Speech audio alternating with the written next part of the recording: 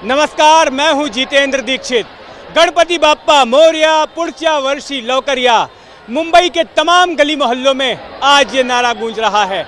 महाराष्ट्र का सबसे बड़ा त्योहार गणेशोत्सव आज खत्म हो रहा है, लेकिन अभी ये त्योहार कुछ घंटों तक और चलेगा। भले ही दिन की समाप्ति हो रही है, लेकिन गणपति विसर्जन का ये सिलसिला देर रात तक चलने वाला है। मैं इस वक्त मौजूद हूँ दक्षिण मुंबई की गिरगांव चौपाटी पर, और यहाँ आप देखिए किस जैसा माहौल है।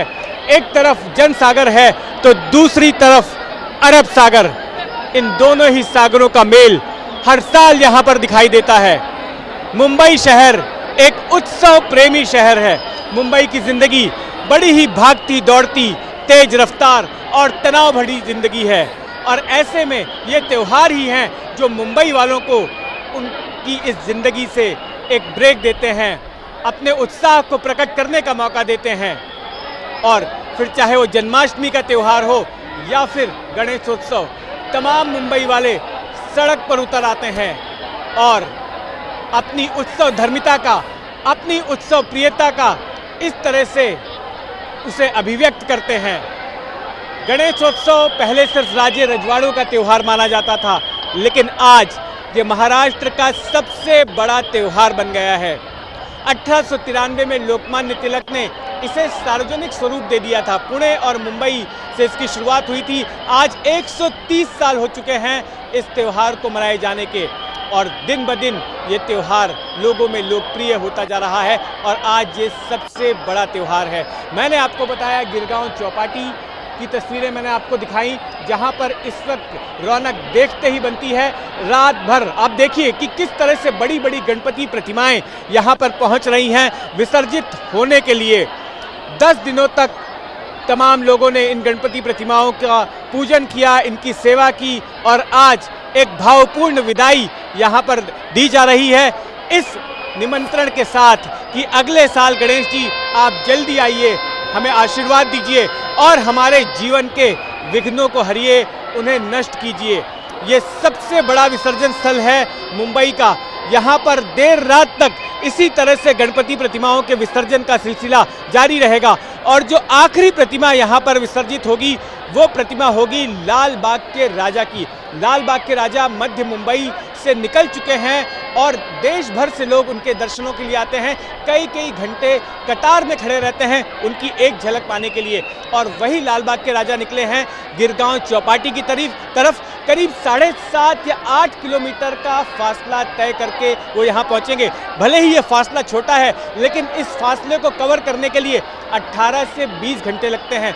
कल सुबह 6 से 8 बजे के बीच उम्मीद की जा रही है कि वे यहाँ पर पहुँचेंगे, और ये देरी इसलिए है क्योंकि रास्ते भर 10 लाख से ज़्यादा लोग उनकी एक झलक पाने के लिए मौजूद रहेंगे। जिन लोगों ने पंडाल में जाके उनके दर्शन नहीं किए थे, वो रास्ते पर खड़े होकर उन्हें नमन करेंगे, उनसे प्रार्थना करेंगे। ये तो मैंने आपको यहाँ दिखाया गिरगांव चौपाटी का हाल। मुंबई के उपनगर का सबसे बड़ा विसर्जन स्थल है जुहू में, जहाँ मौजूद हैं मेरे सहयोगी मृत्युंजय सिंह। आइए मृत्युंजय से जानते हैं कि आखिर जुहू में क्या चल रहा है। मृत्युंजय, ये बताइए कि जुहू में किस तरह का उत्साह आप देख रहे हैं। वहां पर भी गणपति बाप्पा मोरया, पुढच्या वर्षी लवकर या के नारे गूंज रहे हैं, जयकारे गूंज रहे हैं। मृत्युंजय,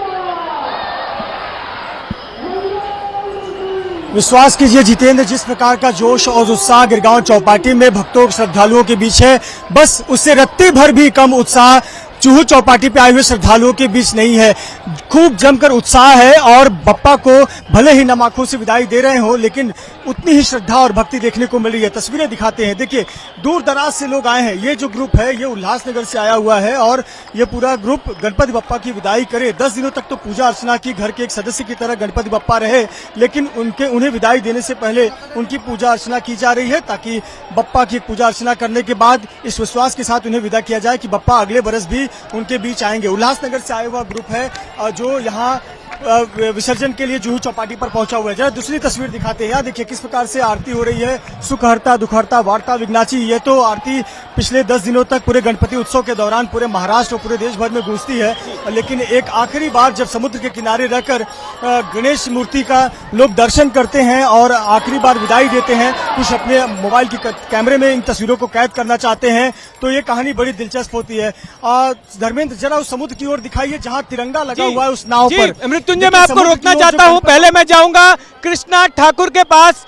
मेरे सहयोगी कृष्णा ठाकुर इस वक्त मौजूद हैं लाल बाग के राजा की शोभा यात्रा के साथ में। कृष्णा से जानते हैं। कृष्णा, ये बताइए कि किस तरह का उत्साह नजर आ रहा है। लाल बाग के राजा के साथ लाखों लोगों की भीड़ चल रही है। कृष्णा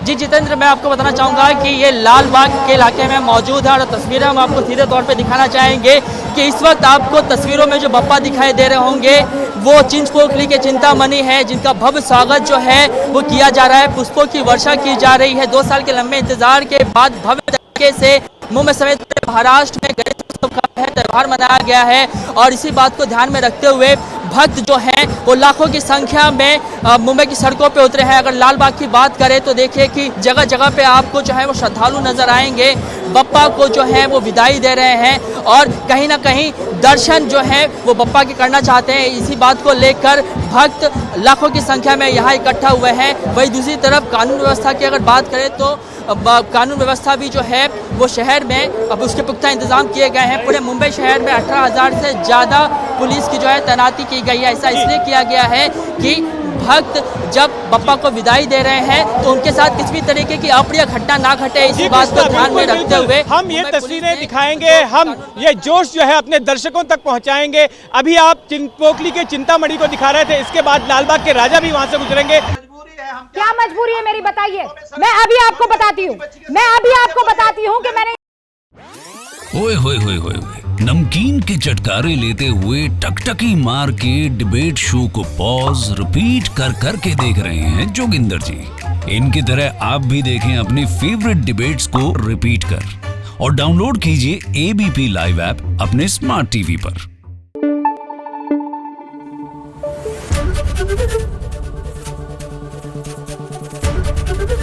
एबीपी न्यूज आपको रखे आगे।